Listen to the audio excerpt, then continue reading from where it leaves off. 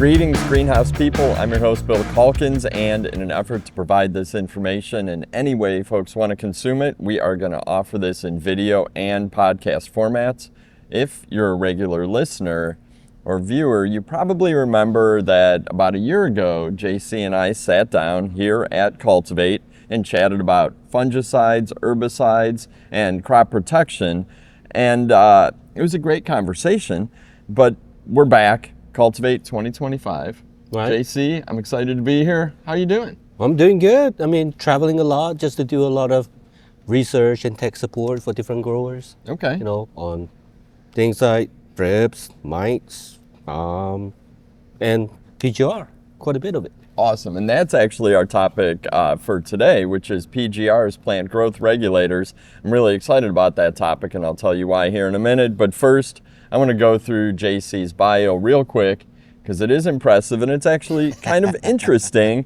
JC is the Technical Development Manager at SePRO, but that follows an extensive academic career at Clemson University.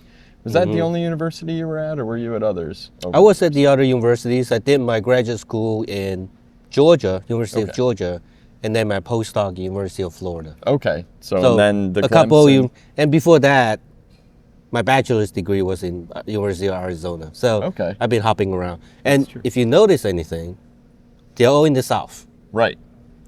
I hate cold weather. I'm not going to go anywhere north. I'm sorry. I like it. I like it. And we were just talking about maybe a vacation up north, but when it's a little bit warmer. How long were you at Clemson?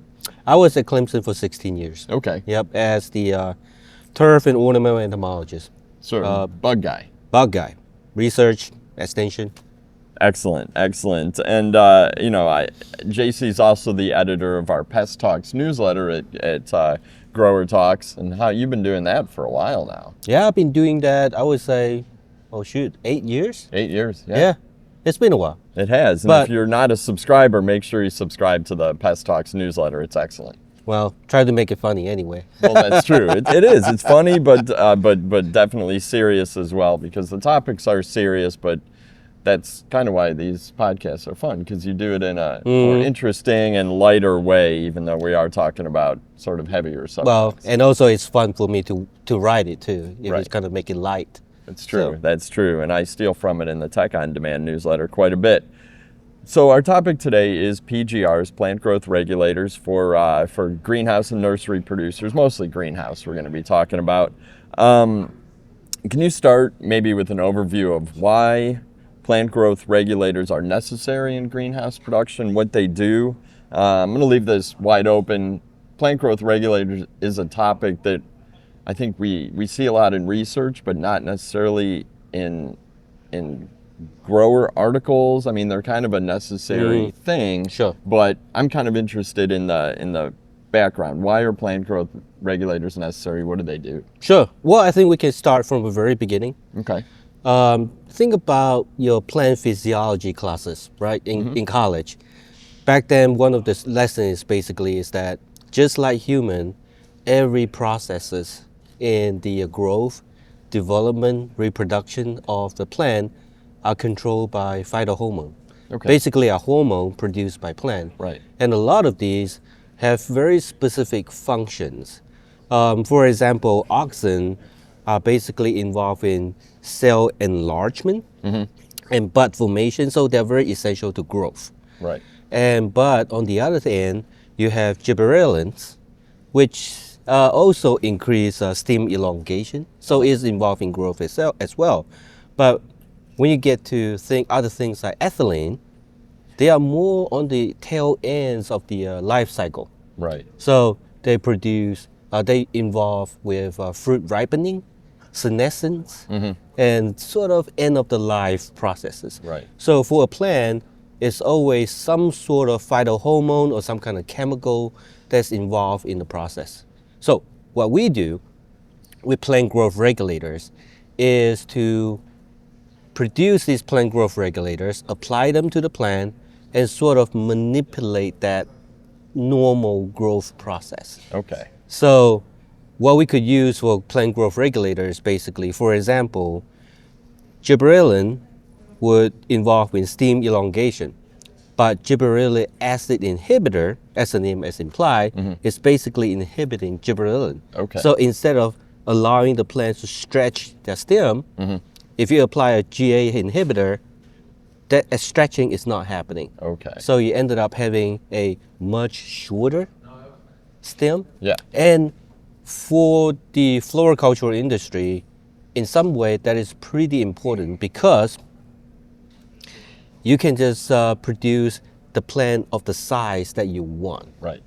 If it's some variety that's really stretchy, you apply a GA inhibitor, To keep and it they'll keep the size more compact. much more compact, and that way you can actually pack a lot more plants into a shelf and Right. for shipping and all that stuff. And if you ended up having a plant that is really not as bushy as you want, you can apply another plant growth regulators to promote branching. Right. Because And then that's you what got I a always much hear fuller is plants. you keep them compact but branching. Yeah. And that's really what you want with That's most really what we ornamentals, want. with most annuals. Exactly. Okay. You don't want a plant to have like 2 sticks sticking up. Right. You're not selling that. Nope, absolutely not. That makes sense. That's a really good description. I think it can. we talk a lot about plant growth regulators and the science behind it, but it's really about the visual impact that plant makes at retail. Right. Blooms, compact, bushy, ready. A to lot go. of that is that visual, perfect size and perfect shape. Excellent. And when we planned this discussion, one of the products that I know we talked about and that you wanted to discuss is Topflor, because it's a PGR from SePRO. How long has it been on the market? Good question. It's way before my time. Okay, so it's been on the market a while. It's been in the market for a while. Folks So I would say probably have heard about of it. 20 years. Okay, but it's a PGR with benefits that maybe are different than other PGRs on the market. I guess they might be different by case and crop. But what can you tell us about Topflor from a chemistry perspective? And then we can talk about the benefits. But I'm interested in the chemistry of Topflor. Sure. So Topflor is a GA inhibitor, gibberellic acid inhibitor. So Okay. as we mentioned earlier, that basically helps reduce cell elongation. So you have a shorter stem and smaller leaf, slightly smaller leaf, but there's also a few added benefit to it. So what they would do is, as you have shorter plants, your plants are also sturdier. Right. So you break a lot less Yeah. when you're shipping it. One benefit of Topflor or gibberellic acid inhibitor is that it works on the stem and the leaves themselves, not on the meristem. Oh. So the meristem is where all the growth happens. Right. So if you actually affect the meristem, you might cause other effects such as delayed flowering, flower bud abortion, and things like that. Yeah. And so with the use of Topflor, you're not going to have to worry about that sort of issues. And another good thing about Topflor is that it is absorbed just about by all the plant tissue. Okay. It is much more absorbable by the roots, but it can also be absorbed by the stem, by the leaves. So it kind of gives you a lot of flexibility as far as how you want to apply it. Right, because you can drench, but you can also go over the top of it. Bingo. So you can drench, you can spray over the top, you can sprench it, you can dip the liners in it, or you Okay. can soak the bulb in it, and you can just water on the top and then irrigate down, like water it in. So that's the application method is endless, very, very flexible as well. Which I know growers appreciate. Absolutely. Because you might not have the ability to do one, or the timing might be Correct. different. Correct. The dip is something I'm interested in. How many growers that you work with use it as a dip? And now Some you're of the dipping growers, liner, right? some of the growers we dip. Well, a lot of dip are actually done for bulb. Bulbs, okay. Right. Okay. So it's the lily or tulips and things like that. Okay. So they do the soak or the dip a lot more than everybody else, but Okay. it is definitely usable for liners. And we have growers that would actually apply to the flats or the plugs. Oh, dip the whole. Well, just spray over the top or dip Yeah. it, either way. But one of the customer that we talked to yesterday, right here at this booth, is they have the issue of mixed bulb. When you put petunia of different variety in there, of course you got different color, but you they also have also different different habits. speed. Yes, absolutely. So they're like, well, what can we do about that? Right. So I say, well, what about you do a spray on your flats for the plugs, on the top for the more aggressive variety. Yeah. Just slow them down Right. at the first 2 weeks so that your less vigorous variety will catch up a little bit. And then when the more vigorous variety breaks out from that control, they can catch up as well. So you ended up having a bowl that seems to have very similar Right. growth So you're habit. able to balance it out by Absolutely. treating the plug. Yes. That makes sense. That is, I think that is one way for mixed bowl basket to actually do it. Otherwise, if you apply it to the entire bowl, not only do you control the more aggressive variety, you're also controlling the one that is The kind of compact slow. one. Yes. Right. Yes. In which then you end up with that one plant takes over. It doesn't have that balanced Right. look. No, And it it's the one then- that's going to be hanging 3 weeks later when all the rest have sold. Which is something we want to Well, avoid. We want to avoid that. I mean, not just time in Right. selling them, but also the cost of keeping them Exactly. around. Exactly. And they don't get better hanging in a greenhouse usually. Absolutely. They probably get worse for sure. We talked you mentioned petunias, you mentioned some of the bulb crops, but I want to kind of zoom out here. Are there other greenhouse crops that you can think of, or that when you work with growers that absolutely require PGRs? And on the flip side, are there crops that you really want to avoid applying PGRs to? Well, I think PGR is applicable to just about any plant species Okay. you want to control. But there are some obvious groups that PGR probably doesn't need it. Okay. Things like dwarf genetics. Right, that's true. Since they're already They've dwarf been in bred genetics, for the absolutely. compactness. That's not a whole lot of reason to actually use it on them. And also the slower growing variety. Right. You probably don't need to do any of that. Yeah. If anything, some of the variety probably need another kind of PGR just to push them Right, a little exactly. bit, right? And the branching PGR, obviously, you can use those on this slower variety also to make them bushier Right. if you need to. Okay. So, that's what I'm saying. You could probably use just PGR on just about any plant Any species. plant. And then I'm thinking regionally, and I know obviously I work for a breeding company that we work on genetics to keep them more compact for growers in the south, and then sometimes northern growers it's too compact for them. Do you Right. see plant growth regulators used more often on different species in different regions? That might be a silly question, but No, it's not silly. I think we definitely see that. And in the northern region, for some of the plant variety, you ended up not using or needing PGR Right. at all. Okay. Because you can manipulate your irrigation and your fertilization. You can achieve about the same result. okay. That's So what you would do with environmentally, you PGR. can keep that. Correct. That And in the south, because of the temperature, because of the light level, the plant do stretch Right. and grow a lot faster, and that's where PGR is much Okay. more usable. All right, good. I'm glad it wasn't too silly of a question. No. Now that we have an idea of some of the key crops, let's jump back into Topflor specifically. What have you seen when Topflor applications are made? I guess visually, we've talked a little bit about what the goals are, and I'm sure you guys have done a ton of trials. That's Sure. one of the things we know SePRO is really, really good about. What have you seen visually when you walk crops or talk to growers about using Topflor? Sure. And one of the most striking features, well, two, that you know that somebody's using Topflor, first of all, it's going to be the tone of the foliage. Okay. The one that's applied by Topflor, typically the tone is greener, deeper color. Darker, So deeper get you a greens. much better looking crop. The reason why is simply that Topflor basically slow down cell elongation, so your cell is a lot smaller. Okay. Let's just say your original cell is that long and it has 100 chloroplasts in there. Right. But if you shrink that cell down to that much, you're basically compacting all that 100 chloroplasts into a smaller cell. Okay. And so your dead cell is a lot greener than the elongated one. So Right. that's Makes why sense. you just kind of have a much better tone plant. Okay. For sure. And another feature benefit of Topflor is basically that it doesn't delay bloom. Okay. and it doesn't reduce bloom, which is very important for floriculture.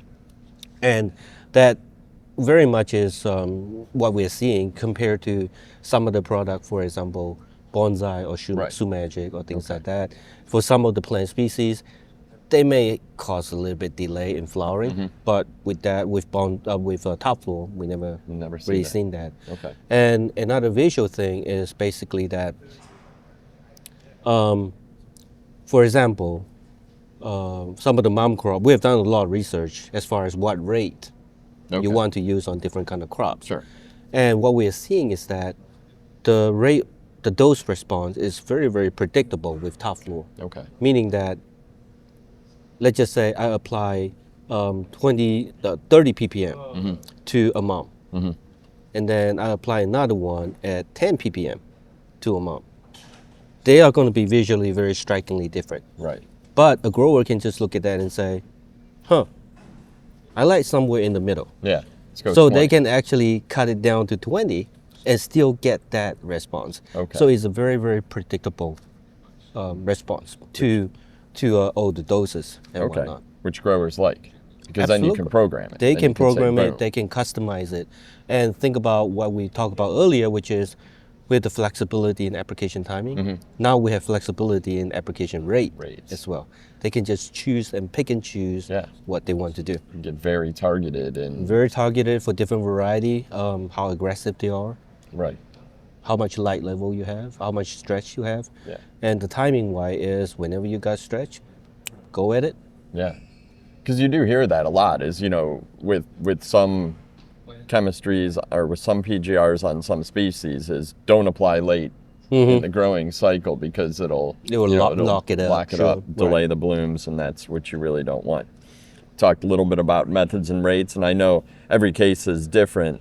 What are some of the volumes or ppms that you use for, pick a couple different common crops and maybe just how would you advise growers? Sure. And, we have a lot of questions from folks about Easter lily. Okay. I mean, folks do still grow Easter Oh, lily, believe it or not. absolutely. I mean, you always see Easter lilies. Right. And the problem with Easter lily production is, depending on variety, some of them can be very uneven, Right. not very uniform. Oh, yeah. Some of them could be really stretchy. So there's all different characteristic to it. And typically what I would recommend is, think about drenching with Topflor at about 3 ppm. Okay. And that's very easy to do Yeah. and very cheap. Say that's Put it low, on. low rate. Yeah, it's very, very low rate. So you just put it on and all your crop is going to be very, very even, very, very uniform. And and again, it doesn't delay bloom. Right. So when Easter rolls around, you got perfect crops That's to true. sell. You don't want to miss Easter bloom by a week. Or No, you kinda out of luck. you don't. And like I say, we did a lot of study with that as well. And poinsettia season is Okay. here, obviously. Yeah. So one of the best programs that we have with poinsettia is basically that you still remember people using B9 cycocell. For sure. People still using It's still B9. recommended Oh, in yeah. some places, for sure. Absolutely. So my argument very much is, you can really replace that with just Topflor. Okay. B9 cycocell, you can apply it basically up to black coloring. Right. And then you got to stop. You got to stop. And then what happens if you got a warm day Yeah. after that? Yes, absolutely. growing. So you need something else for that. So what I would argue is that start from the beginning with Topflor. All right. Just do drenches of Topflor either one time or twice. One time with 0.2 ppm Okay. or two times, however you want to do it, Right. with 0.1 ppm. Same amount, no extra. Right. And then just basically two drenches, one drenches at the beginning. After pinch, that would give you a pretty nice, good control until up to brag formation. Okay. After that, Topflor doesn't stop brag coloring or anything at all. Right. So you can come. You can come in later with a higher rate, for example, 1 ppm, just to lock in that final shape, Yeah. and you got a beautiful plant Right. going out the Just door. leave it and ship it. Live it and it's gonna ship it. sell. Absolutely. Oh, that's cool. And poinsettias is definitely one of the crops that usually require PGRs, but there is danger with some of the other. Yeah, and also for the drenches, the rate that I told you about is like 0.1 ppm or Yeah. 0.2 ppm. Yeah. Very low. Very low. And for Topflor, all you need to make 1 ppm is about 1 milliliter per gallon of water. Okay.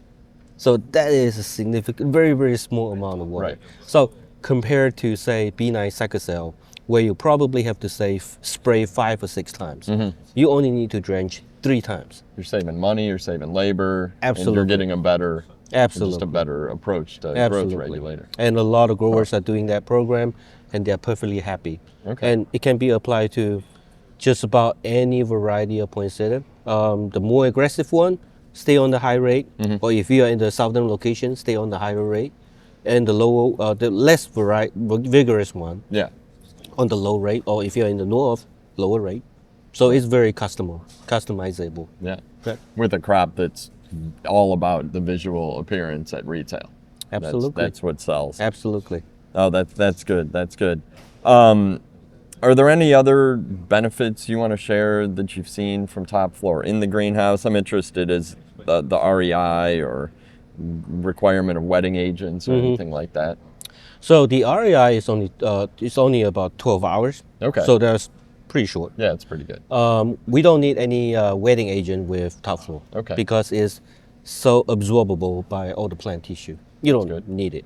Yeah. And I often say that when you do spray a little bit heavier because there's going to be a little bit runoff to the root zone. Sure. To help you take it up as well. So you're not wasting anything, really. Right, because it still goes in. Absolutely. To the roots. It's not like you go to the ground and that was it, done. Right. The root can still take it up. Okay. So I mentioned earlier that because it got shorter stem, it's sturdier, shipping is better. So that's one way. And then also, we also notice, not so much in floriculture, but I think it's applicable to floriculture. But in perennial production, what we're seeing a lot is, same idea is as the cell condense or shorten, they also toughen up. Okay. So what happens is that it can actually provide some resistance to foliar diseases. Right. Because of the cell is tougher. And think about it, the plant continue to synthesizing and produce a lot of photosynthate.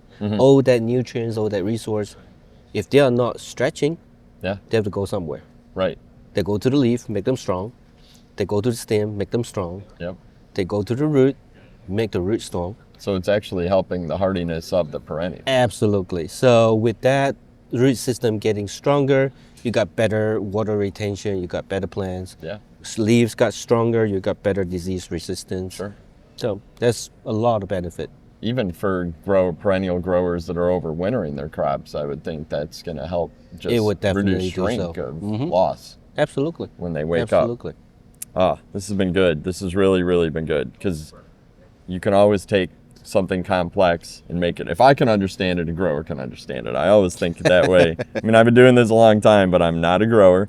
And the team at SePRO is always great with obviously the research and the development of the products, but also the resources for growers. I know there is a rate chart, and you've talked about how you guys have done a lot of research to dial in the rates to help first-time users or folks that have used Topflor before and just need a little bit of reassurance. Can you talk about that and then where folks can find resources online? Sure. We have a rate chart for Topflor and ARES, which is another plant growth regulators SePRO offer. Yep. That particular rate chart covers about 75 genera. Okay.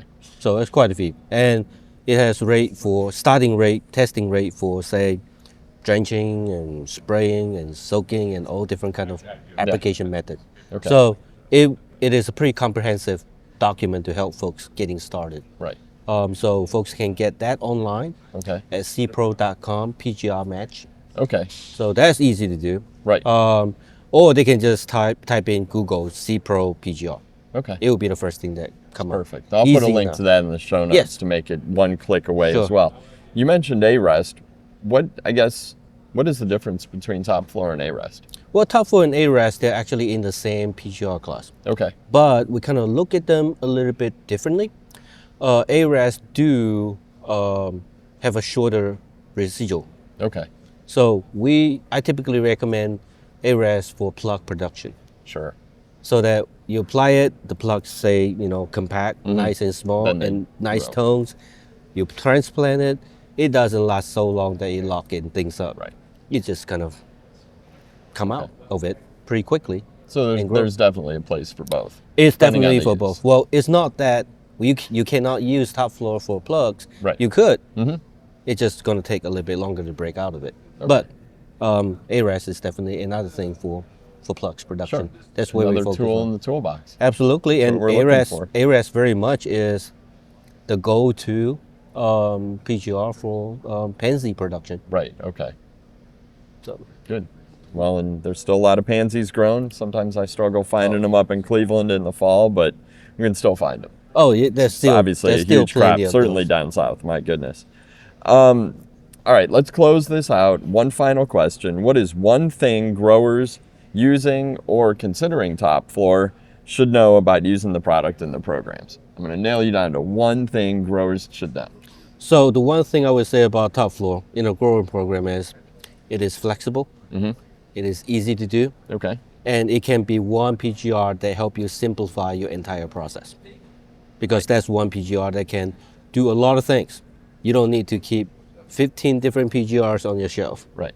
One can probably do everything. Simpler the better, Simpler the better. and cost effective, and reducing Absolutely. labor and confusion, and Absolutely. getting the results you want. Absolutely. You don't have to worry about, oh, am I going to apply PGR-A on this one or Right. PGR-B on that one? And then, I mean, if you're me, I got confused pretty quick. So if I can just one thing to work with, it's much better. Excellent. Excellent. A single solution. I think that everybody appreciates that. JC, thank you so much. Joe, My thanks for friend, coming over. I appreciate it.